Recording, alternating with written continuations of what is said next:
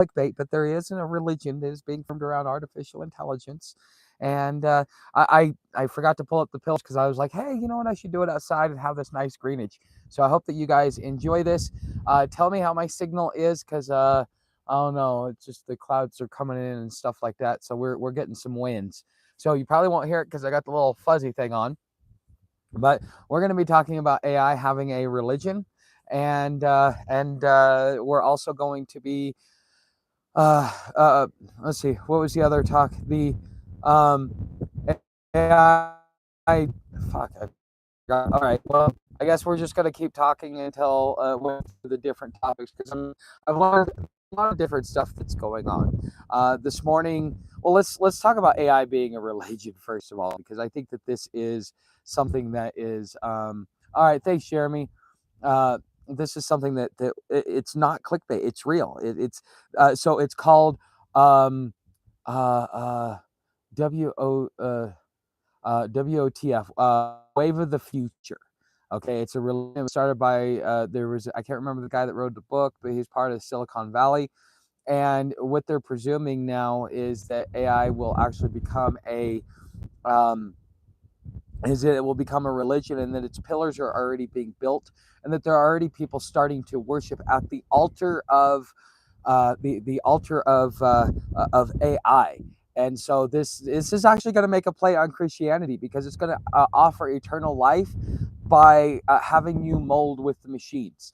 You could be directly impacted on whether or not you join this religion or not. You could deal with a whole bunch of stuff. This could be something that could go fairly awry. Not only will it offer that, but it because it's gotten to a point where now people consider omnipotent. They are asking you to plug into the system in order to be able to function. And this is something that you would think comes from a dystopian sci-fi novel. Okay, this is not coming from a dystopian sci-fi novel. This is coming from this is coming from reality. This is coming out of Silicon Valley. And there is actually already a church that has been set up as a nonprofit and created as a foundation for artificial intelligence. Okay, so this whole thing about AI becoming a religion is not a joke. Okay, so good evening, guys. I forgot to introduce myself. Hi, welcome everyone. I am Professor Tuck, and tonight we will be talking about some crap that you're just wondering. Like, you're gonna have to pinch yourself and ask yourself if you are awake or not. So, what kind of questions do you guys have about the specific topic? Like, does this interest you at all? Is this something that you would like me to dive more into? What's up, Smoking Swamp? What's up, Beth? An AI church. Yes, there's actually an AI church that is being put out there. That is, it's not. I just, yeah. There's four pillars. Like I said, I took down the notes, but I didn't write them down. Like, I should have written them down on piece of paper, because I generally am not working with my training wheels anymore. But anyways, that's kind of what's going on with this. It's absolutely nuts. But you already got people that are starting to follow it, that are signing up for the religion itself. And again, Google is now starting to plan and prepare for what, instead of calling it AGI, they're going to call it AMT, Advanced Machine Intelligence, okay, or AMI.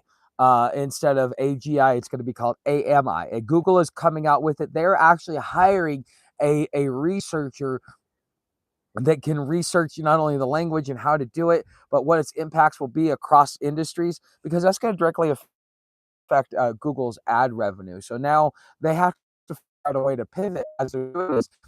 As you are starting to get new Google phones, so you get.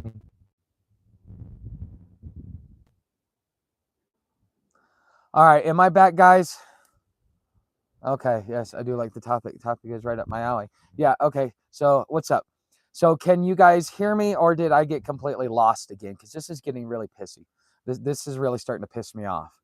A lot of it has to do with because it's a holiday, and the guy who sold me my plan put me at low priority, thinking, because I asked him if I was getting the same thing. He's like, "Oh yeah, you're getting the same thing." No, I wasn't. I was at normal priority. Okay, what's up? I'm gonna every time this happens, I'm gonna smash. I'm gonna smash Verizon until they either fix this or they lose enough business to where they're no longer relevant. Because Verizon, if they're gonna allow their people to sell you products, and then it's yeah. Anyways, but this whole AI church is absolutely crazy. I don't know much what else to talk about. I think I will do a more dedicated video about it, where I will read the 4 pillars, and then that way we as a community can sit back and discuss it, because essentially it is mimicking Christianity in every way, shape, or form. Okay, so that is the first the first article. If anybody has any questions, post them now. I'm going to take a moment to plug the channel. If you guys would like uncensored content, I strongly urge you to come over to Patreon. As you see, I keep losing signal. It could be Verizon.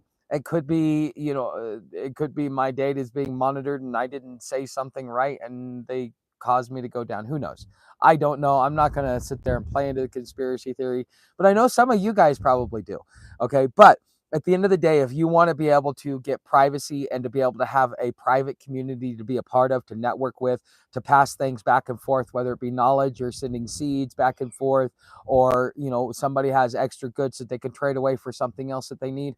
This is something, that as everything crashes, because right now, right now, okay, I remember what my second, third topic is. Okay, so my next topic is going to be on the World ID. Now, on the surface, and I remember when they first did an article about it, I saw it and it kind of spooked me back then. But now that I kind of see what's going on, and so those of you that are over on Patreon, I usually post one of my stories that I'm doing and ask, hey, is there any questions that you guys have around this, so I can make sure to bring the information. Thank you, Beth, for your question, and I will answer it before the end of this segment. But what OpenAI is doing, is they are considering, or they are in the process of creating a social media, a social media app that is tied to ChatGPT in the same way that Grok is tied to X. All right, and so a lot of what's happening there is, um, what's happening there is it could actually bring in 500 million new users. Now, let's talk about World ID, formerly known as WorldCoin, now just World.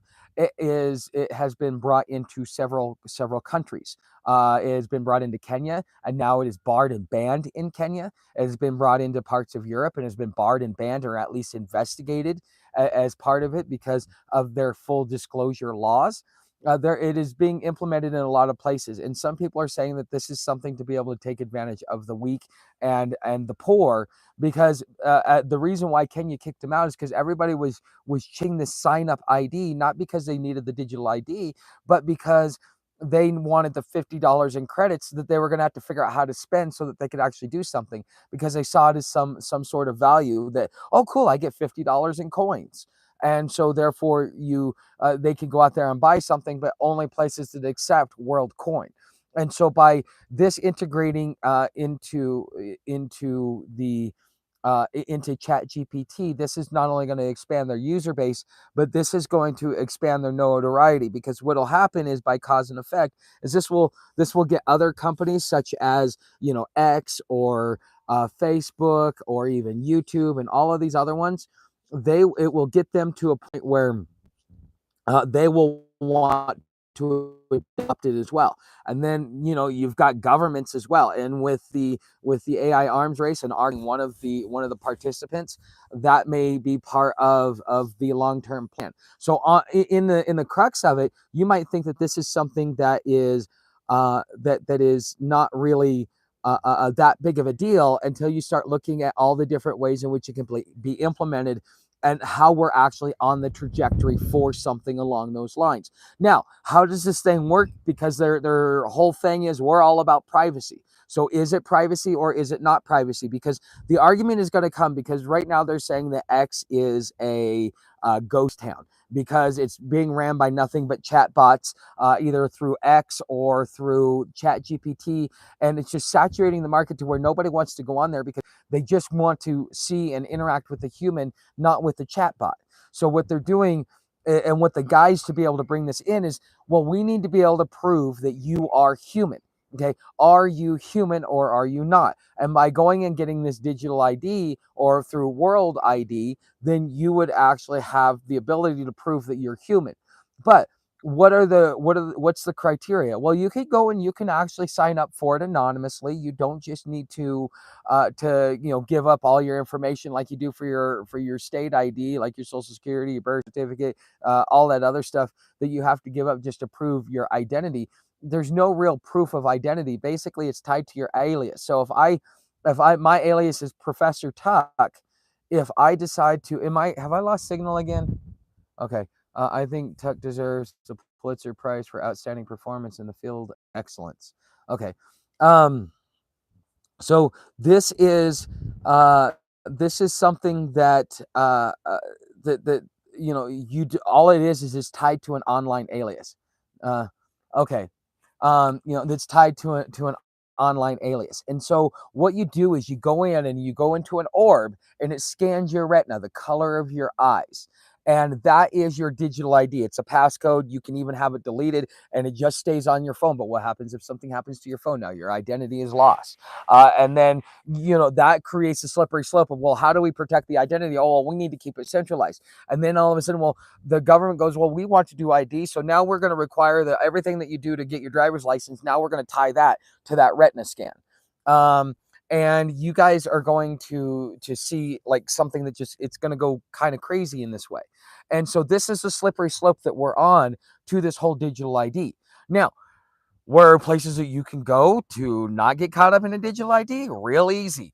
You're going to have to pay for your freedom. Instead of paying for it in blood and sweat and tears, you're going to have to pay for it and good old hard cash. Because in order to be able to have the little pockets of privacy, you will have to go into things like, let's say, about anywhere behind a paywall is going to be your best bet. It doesn't matter where you go.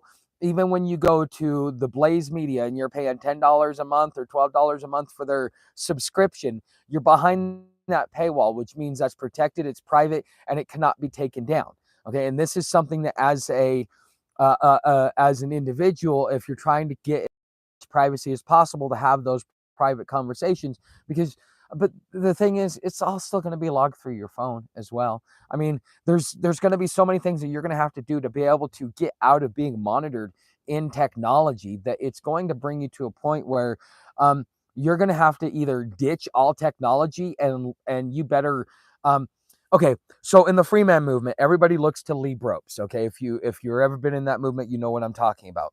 The thing that they always say about Lee Ropes is you can't do it his way, because if you do, basically you have to give up everything, own a piece of land, and operate in gold and silver only, and nobody will do that. And so basically you've ostracized yourself from society completely.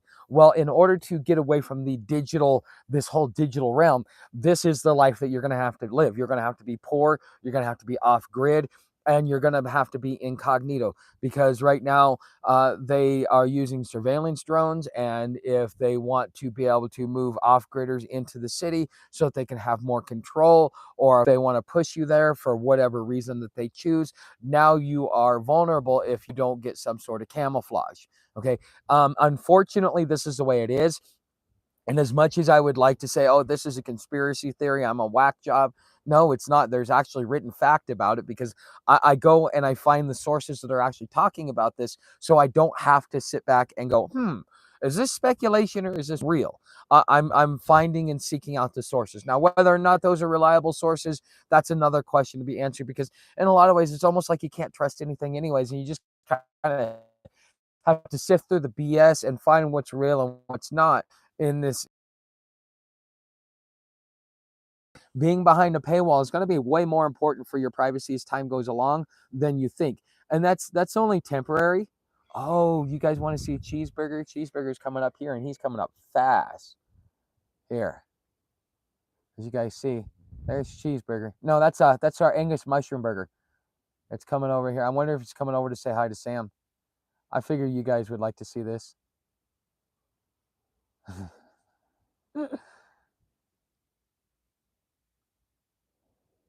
Yeah, just coming on by. I see it's tagged. That's good. I haven't seen tags on some of these, but you know, crikey, we've got a wild cow. All right. Hey, that's farm to table right there. All right. Okay, let me Samantha, knock it off. She's like, come play with me. I want to be your friend. Okay. So I'll receive a mark on the hand or forehead. Um, I don't know if you'll receive a mark on the hand or forehead because it's all on your phone, and your phone is so important. You don't leave it. People are so addicted to their phones they can't put it down. Um, if you lose your phone, the amount of a panic attack that you'll have because your whole life is on it.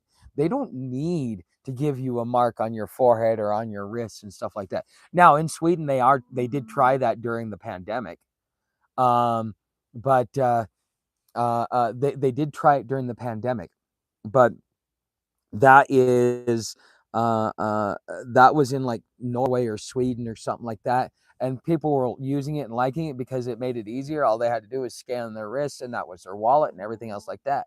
So that technology is already out, and that could also be integrated into the World ID. Now, I was asked the question: what is the difference between like a chat bot and an LLM, or excuse me, what's the difference? What is AI?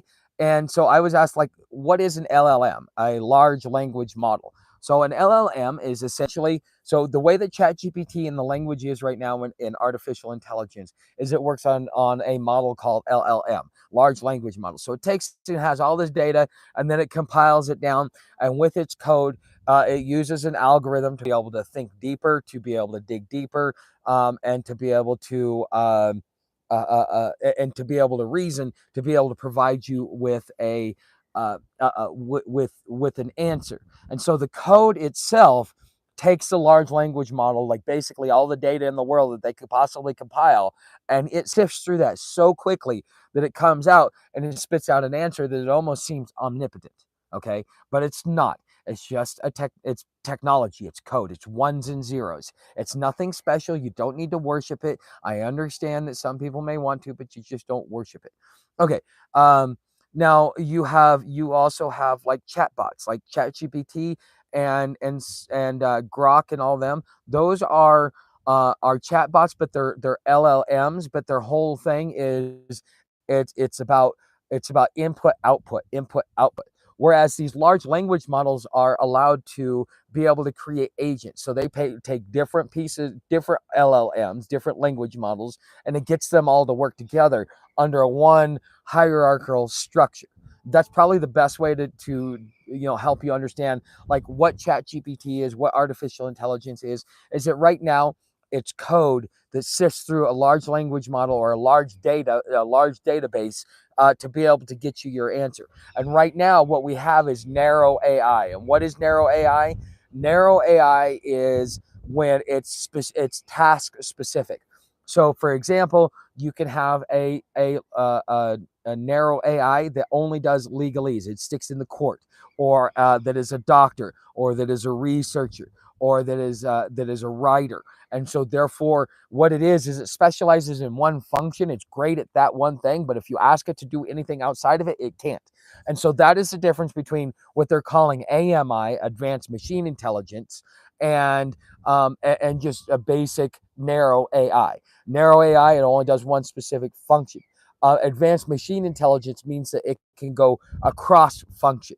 Okay, and it can be proficient in all of these. Now, it may specialize in one thing, but it can do multiple things. Okay, and then once we get to ASI, or advanced super intelligence, what they're gonna do is that model will then be able to be proficient, not just proficient, but master everything plus be coming up with ideas on top of it. That is the basic understanding of the progression. Right now, we're in the very infancy with LLMs. They are now starting to create a whole new language to be able to move us to AMI or AGI, whichever you want to call it. But right now, they're in the process of creating that language for you. Okay. And so this being integrated with World ID and everything else like that is a big concern, because what happens is that orb right now, anybody can go get it. You can be anonymous, but um, does that stop bad actors or not? So they're going to want regulations. They're going to want some sort of control, and then the government wants to have the database to itself. But that's going to be another fight. But we're going to probably see this in the next 2 to 3 years, possibly, especially if OpenAI releases its social media platform by the end of this year. So let's see here. Hey, what's up, Joanna? Okay, so all right, California. Okay, so the smartphone that is perhaps the mark on the hand. You could probably call it that. I mean, if you really want to stretch it, Craig. Um, okay, so yeah, okay. Hey, text about. Okay, what's up, Invisible Man? Yippee. Okay, I'll receive mark on the forehead. All right. Okay. Invisible. Da, da, da. Okay. Sadly, no little kids in the fam anymore. Well, you don't got grandkids, so yes. But anyways, this is something that we as a community, as a rebel community, digital homesteaders, digital rebels. This is us as a community. Now, if you support the information and this what I'm doing, I'm going to ask you, come on over to Patreon and become a member. My goal is to gain 6 members by the end of next month, and that will allow me to deplatform myself off of YouTube, so that if I say something that the YouTube algorithm doesn't like, I at least have a rally point, not only for you guys, but to be able to sustain myself while I come back and rebuild. Because in a lot of ways, that's your vote of confidence in me, saying, yeah, if they take you down, I want to make sure you come back. Now, we also do something within the community. And for those of you that want to be part of the raffle, if we can raise another 10 tickets between now and the end of the month, so we got 9 days between now and the end of the month. Next month's prize, well, we're going to do this month's prize, but next month's prize, I will include for first prize the lead dog t-shirt. Okay. I will include that, but we need to raise at least raise another 10 raffle tickets. So how do you get a raffle ticket? In the raffle it's either a $10 super chat or super thanks, or you can get a membership over on Patreon and you get double tickets. So if you do, the digital homesteader, you'll get 2 tickets. Okay.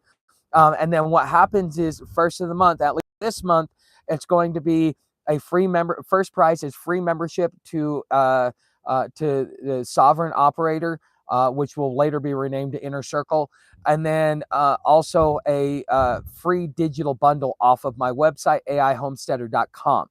I've still got one to be able to do. Also, second prize gets an unreleased digital bundle, and that has not been put up on my website. And third prize gets a digital homesteader free month membership. So there's lots of prizes to win. But if we can get another 10 tickets by the end of the month, that means a few more new members, or even some super chats and super thanks. Next month's prize, I will include for first prize the lead dog shirt in your size and color that you choose. Okay, for those of you that want to enter in. But in order to get to that, I need to make sure that I can cover the cost of that. So if any of you guys are interested, come join the raffle. We do have It's Just Me has 10, Matthew the King has 6, Rails has 4, DJ Elf has 1, and I forget who the other one is. I gotta go get my book again. It's marked down. Okay, I mark it down because I've gotten so many tickets this month that that I had to write it down because my memory was starting to falter, because it was like once you get to after so many members. But anyways, that's how you guys can join. You guys should consider the coveted lead dog tea. Yes, I actually, and here's something for those of you that don't want to use your credit card online. I fully understand. Okay, if you don't want to use your credit card, and because that's the only way that you can buy it, if you send me either a check or a cashier's check for the amount. So what you're going to do is you're going to go on to TeePublic, which is down in the description. You're going to go on to TeePublic. You're going to pick out the shirts, and you're going to go all the way up to checkout. But right before you enter in your credit card, where it has the tax and the shipping and everything else like that, and do that total, and then just send me a letter telling me what size and everything that you want and the total in a check or a cashier's check. I'll do a digital or I'll do a mobile deposit, and then I'll buy the shirt and mail it to you through the drop shipper or through the print on demand place. So if you want to do that, it's a long and drawn out way, but I can do that for you. When you send the money, make sure you send it with instructions, not only with your address, but what size, what color, what shirt you want, so that I know what to be able to send you. So anytime you guys want to do something like that, that's what I can do for those of you that don't want to use a debit card online or anything else like that. I'll go ahead and take the risk and let them rob my account. So, but anyways, I thought I would mention that because uh, uh, Clyde had asked me that. He's like, well, how I can't do it, but I really want those shirts. I'm like, I got you. Don't worry about it. But this is what I'm going to do for those of you. If you want a shirt, then that's how you do it. Okay. All right. That all sounds great. The cover, yes, lead dog tea. Yeah. I thought it was pretty good. I think it's funny. People, that seems to be the popular one. Nobody likes the Digital Rebel one. People seem to be asking me more about the lead dog tea than anything. And it's pretty funny. I mean, it's definitely a statement. That is definitely okay. So what is our third story today? Our third story is going to be about us on the brink of World War III right now. China is pre-positioning its troops. We're starting to get Japan integrated with NATO. We are in the middle of a trade war. If you want to ask how history repeats itself, let's talk about how history repeats itself. This is the same thing we went through in the 1930s, right before we went into the crash. I mean, we're already talking about an economic crash today, when I was talking about it all last week. And that's the thing is that things are escalating, and what will end up happening, and the lead causes. Now, right now, because of the interdependence between China and the United States, that is what's kept us from war. It's not necessarily the mutually assured destruction on the military side, because they don't really have regard for human life, but they definitely have regard for good old cold hard cash. And so therefore, that's what kept everybody at bay and everybody playing by the same rules of the game, until we all of a sudden got crazy. And then we started putting on tariffs, and then people just don't know what's going on here, and people don't know what's going on there. And so therefore we created instability, and we lost trust through the rest of the world. And so not only is Donald Trump decoupling us from China, but now this opens the door for us to be able to have a war with China, because now this emboldens China, because neither side is willing to back down. If Trump backs down, it will be the end of his presidency. It will be such a big loss, because the amount of destruction that had to the American economy for a huge loss. Um, Donald Trump will have spent every single bit of his political capital at that point in time, and people will be running him out of office as quickly as possible. And as much as you hate to see it happen, this is what happens when we make choices. We make choices, and sometimes we choose the people that are going to be the most destructive.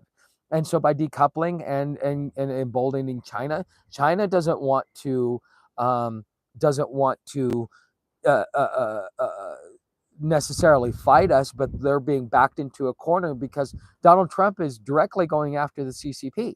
Okay. We're going after the CCP to try and do a regime change, because they were too much of a threat, and we need a puppet there. The same reason why Vladimir Putin is the hatred of the Western world isn't because he did anything wrong. It's because he refused to be corrupted. And his predecessor was willing to be corrupted, which is why we had good relations until Vladimir Putin came in, because you can't buy the man. Okay. He is a loyalist to his own country, and he's a nationalist. And for the Russian people, he's a great leader. But to the rest of the world, oh, Putin, Putin, Putin, Putin, Putin, that. But in reality, his people do love him. Stories that I hear from people that actually can speak freely talk about how he's not as hated as the West likes to paint him. There is an opposition, but there's always going to be an opposition. Okay, but the thing is, now you've got China, Russia, and Iran all entangled in U.S. proxy wars. We're talking about Israel and Iran. We're talking about Ukraine and Russia. We're talking about the trade war with us and China, and then the whole Taiwan incident. All we're asking for is just this powder keg to blow, and give it probably about 2 years, because we were told by 2027 we'd be at war with China anyways. Our military leaders were telling us about it during the Trump administration. By 2027 we would be in a war with China. Okay, so and who better to lead it than Donald Trump? Okay, so that's something that you should be considerate of. So let's see what we got here. Hold on.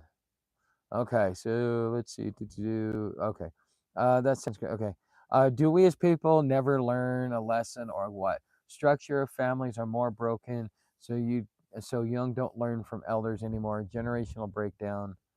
Okay, seems like uh, HX would not have history would not have to repeat itself.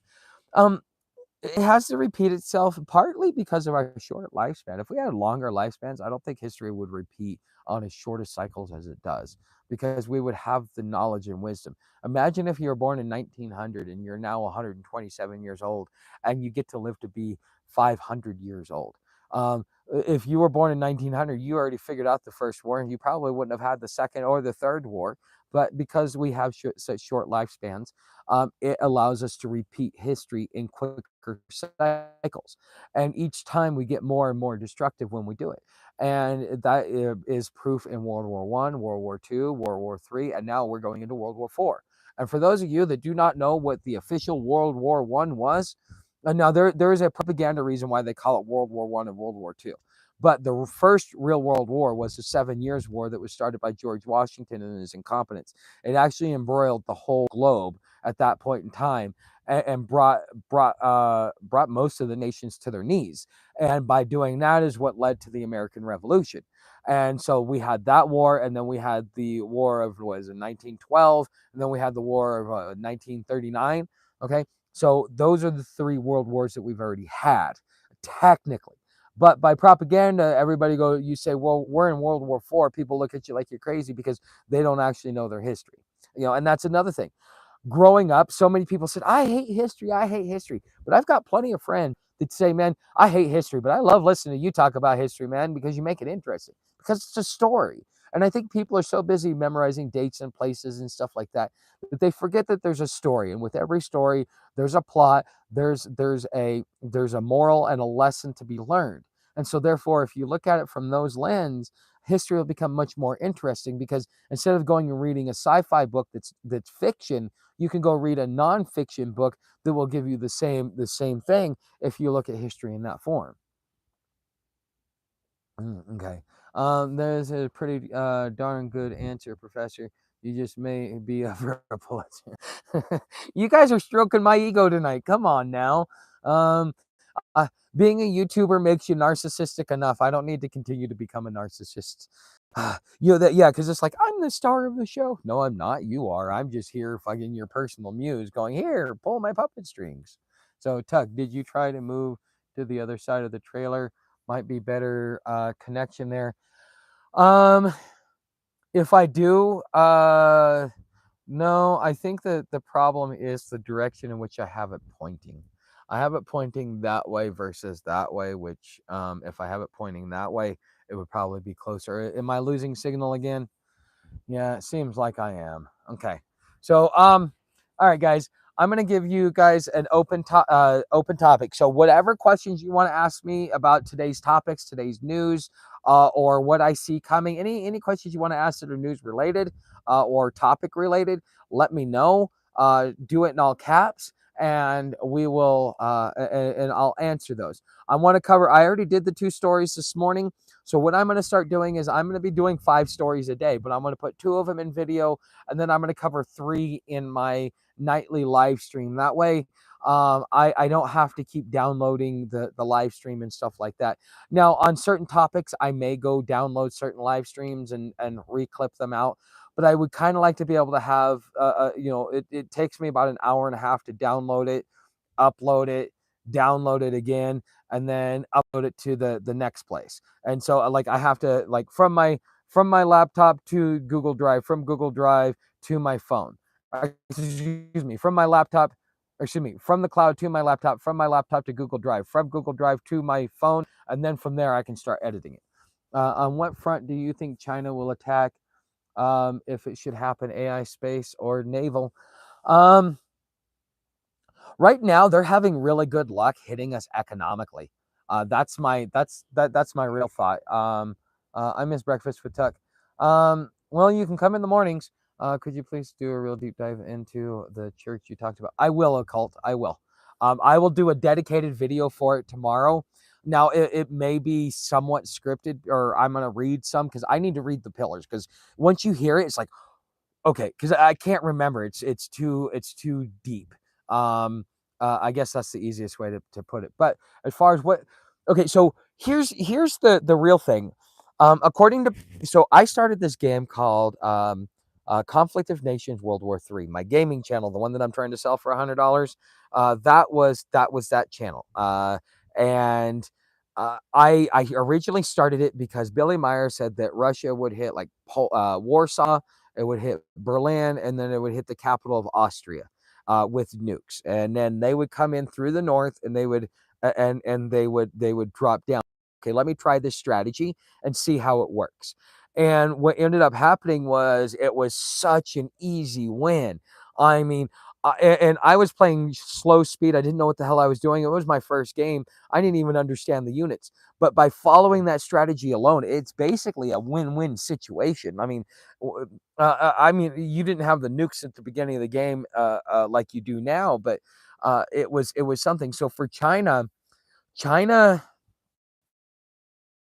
if you're in line with Russia, your first spot is to take out Japan and the Philippines. Okay, and if you take out the Philippines, well, if you take out Japan first, what would end up happening is that takes out a huge naval presence.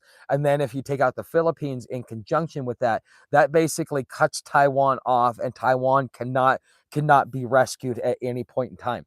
Now, Japan, because they're starting to military up, uh, they're getting surveillance planes, but they won't be there for a year or two because it takes a while for them to build. Okay. Yeah, Guam and Hawaii, but that still takes a few days to get out there. Our troops will be on their way running into basically a brick wall, because they'll have several days to fortify before anything like that happens. Okay, because China, the thing is with China is their northern half, if you look at their map, their northern half basically allows them to either jump from North Korea into the 2 islands and then hit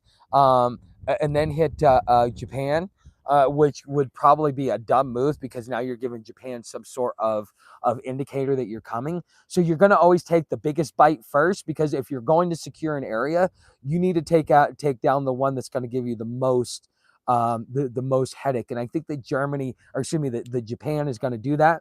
But you also have the protection of your flank from Russia and Mongolia and like Vietnam and stuff like that. So as long as Vietnam does not allow American troops in there, the Chinese mainland should be fine, and they can defend themselves. And so if I were going to be doing a battle strategy of like, because like I would always start at the Philippines, and I would usually take over like Indonesia, and I take over Taiwan, and every once in a while, if China decided to get ballsy, because here's the thing: if China does not take the Philippines on a second front, conjecturally, then what happens is that China will get outflanked. Because what I would do is I would wait until China would go to attack Japan, because it's one of the most resource rich countries in the Pacific theater on the game.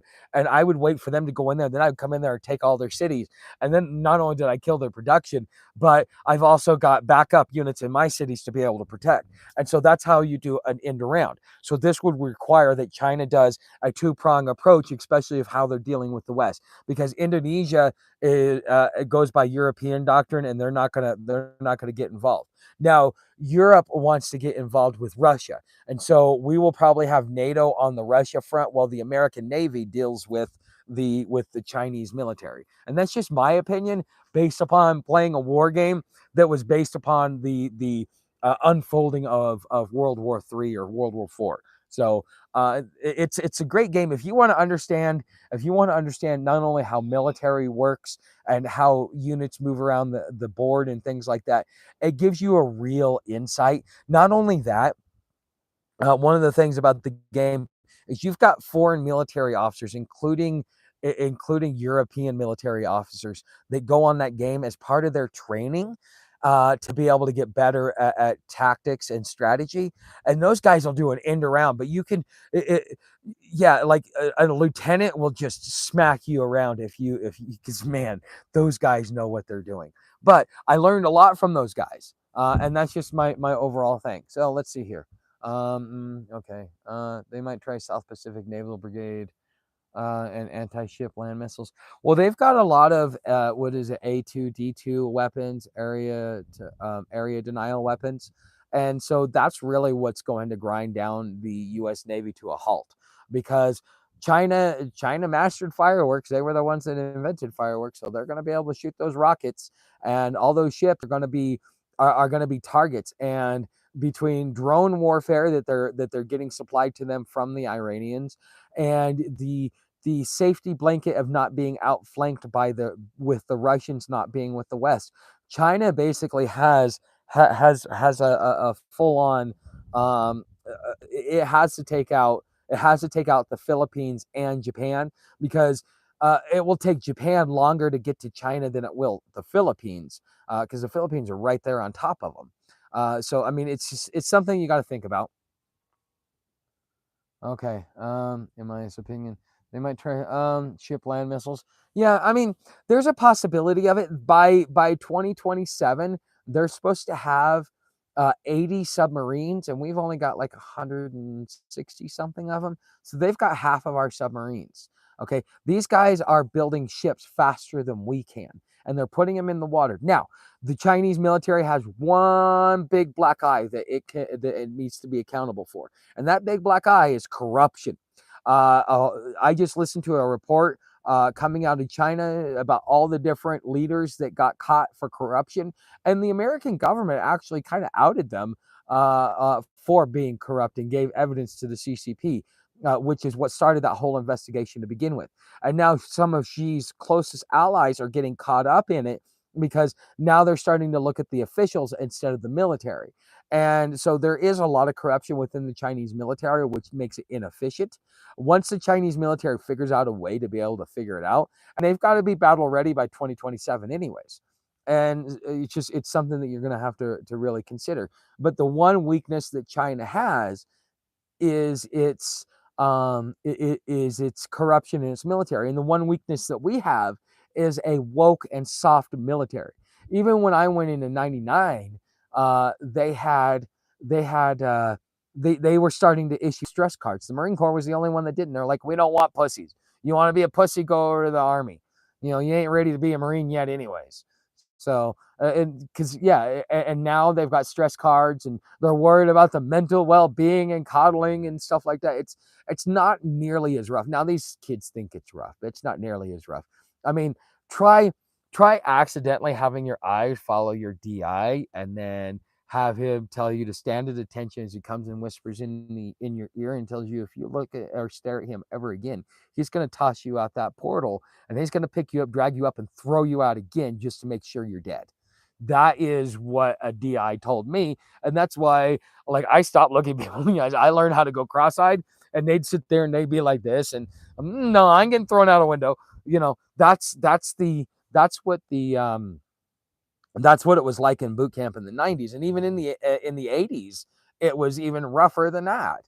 they could get away with a lot more. So our military has over generations gotten weaker.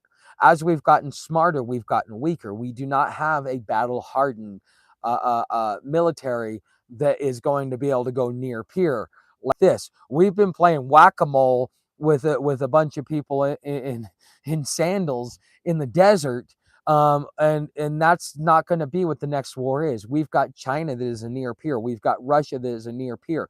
We've got Iran that is making a play to become a near peer with their drone and their missile technology, and starting to export it to China and Russia, not to the United States. Okay, so that tells you where loyalties lay. A lot of the world wants to see the United States fall because they're tired of being under the thumb of the United States. They hope that the next leader will be a lot nicer. And so they're all putting, especially in the global South, they're all putting their bread or their coins all in the BRICS nations. Okay, in the BRICS currency and the BRICS power, because that is the only way in which you can go after the U.S. dollar. And so, just in the same way that Donald Trump wants to do a regime change in China, the BRICS nations are in a lot of places trying to do a regime change for the um, they're trying to do a regime change for the U.S. dollar. They don't want to be under U.S. hegemony anymore. We've eroded so much trust. We've had so many incompetent leaders that they've made us look like fools on the international stage, to where nobody trusts us, nobody likes us, and nobody wants to do business with us because we can't seem to honor our contracts. Just like we accuse the Chinese of ripping up contracts, what do you think Donald Trump has done? Okay. So I'm gonna open it up for a few minutes, and then you guys have any other other questions that you guys want to ask before we get moving? Hold on, guys. And also, if we get well, no, well, we'll see. Mm. And so the double tickets is every month. That is always going to be, because I want to incentivize you to come over to Patreon, by the way. And if you become, well, I'm gonna have to change the shirt then, since everybody likes to lead dog over Digital Rebel. I don't know, I'm gonna have to change it. But if you're in the Inner Circle or Sovereign Operator, um you after 3 months you get a free shirt. So yeah, and the shirt through them actually costs a lot less, like $17 or something like that. Yeah. But anyways, that's something. All right, let's see where we're at, guys, because it's starting to get cold. We got lots of cows out here too. So all right. So it has been another wonderful day. Happy Easter, or actually day after Easter, Easter Monday. Happy Easter Monday, everybody. I hope you enjoyed this live stream. If you have any suggestions for topics or anything else like that, make sure to leave them down in the comments. I read every one of your comments. I always give a like, a heart, and a reply. Sometimes YouTube hides your comment from me. I can't help that. Okay, and they used to give me access to the back door, but then they stopped giving me that access, and so now I got to use the front door. But anyways, guys, thank you for being here, and I will see you tomorrow morning with Stephanie at 11 a.m. Eastern Standard Time. See you then.